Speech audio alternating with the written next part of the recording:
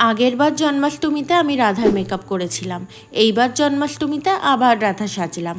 আগেরবার জন্মাষ্টমীর রাধার মেকআপ দেখে অনেকের মুখে অনেক কথা, রাধা এত মোটা কিনা, রাধার মানাচ্ছে কিনা, রাধা সেজে তো নিজেকে রাধাই মনে করে নিয়েছে।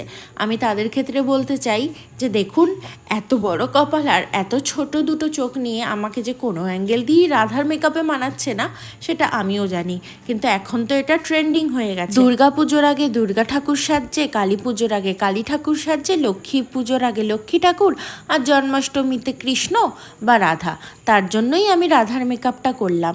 আর যেমন সমস্ত ক্রিয়েটাররা কম বেশি রাধার মেকআপ করেছে, বা কেউ কৃষ্ণ সেজেছে, কেউ নরসিংহ সেজেছে, আমি তেমন রাধা। এটা ভীষণ একটা সিম্পল জিনিস, জানি না লোকে এত জটিল কেন করে। সবার যে সবাইকে ভালো লাগবে তার কোনো মানে নেই। আমাদের রিয়েল লাইফেও এমন অনেক মুখোশরূপী মানুষ রয়েছে যারা সামনে ভালো সাজবে কিন্তু পিছন দিয়ে তো নেগেটিভিটি দেবে। তাদেরকে চেনাটা ভীষণ কঠিন কাজ, কিন্তু চিনে গেলে অসুবিধা হয় না। ভিডিওটা কেমন লাগলো কমেন্টে জানি।